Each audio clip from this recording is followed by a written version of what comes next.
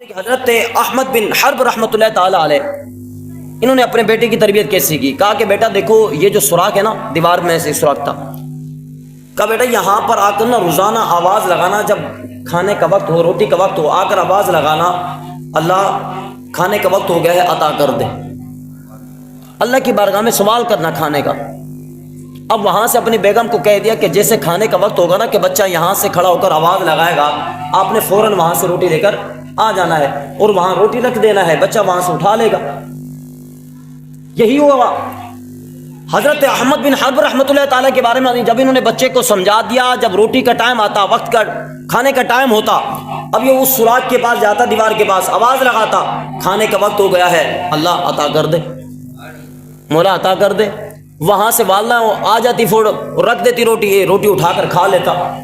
اب یہ معاملہ چلتا رہا۔ روایت میں آیا کہ ایک مرتبہ ایسا ہوا کہ ماں روٹی رکھنا بھول گئی یا لیٹ ہو گئی۔ پہلے تو ماں رکھ دیتی تھی، جیسے روٹی کا ٹائم ہوتا، بچہ وہاں سے سوراخ سے آواز لگاتا، ماں روٹی رکھ دیتی، وہ روٹی اٹھا کر کھا لیتی۔ اب یہ معاملہ چلتا رہا، ماں لیٹ ہو گئی، روٹی رکھ نہ پائی۔ اب بیٹے نے جیسے آواز لگائی کہ مولا کھانے کا وقت ہو گیا ہے، روٹی کا وقت ہو گیا، عطا کر دے، ہاتھ ڈالا، فرمایا کہ روٹی مل گئی، بیٹھ کر کھا رہا ہے۔ ماں جیسے آئی دیکھ کر حیران ہو گئی، وہ فوراً آپ کے والد صاحب کے پاس پہنچی، حضرت احمد بن حرب رحمۃ اللہ تعالیٰ کے پاس، کہا آج خدا کی قسم کھانا میں نے نہیں رکھا، لیکن بچہ پھر بھی کھا رہا ہے۔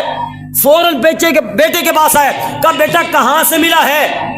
کہا کہ آپ کو پتہ تو ہے میں وہاں سے آواز لگاتا ہوں، اللہ عطا کر دیتا ہے، رب عطا کر دیتا ہے۔ فرمایا کہ آج بھی میں نے آواز لگائی ہے، خدا نے مجھے عطا کر دیا ہے۔ فرمایا کہ اس طریقے سے جو تربیت کی ہے، اب دیکھیے، فرمایا کہ آواز لگائی، اللہ تبارک و تعالیٰ نے عطا کر دیا۔ اب یہی معمول رہا، وہ وہاں سے کھانا ملتا رہا۔ اس کے بعد اپنی بیوی سے حضرت احمد بن حرب نے کہا اب تیرا کام نہیں ہے روٹی رکھنا۔ فرمایا کہ جس رب کی بارگاہ میں یہ فریاد کرتا ہے، اب وہ رب خود دینے والا ہے،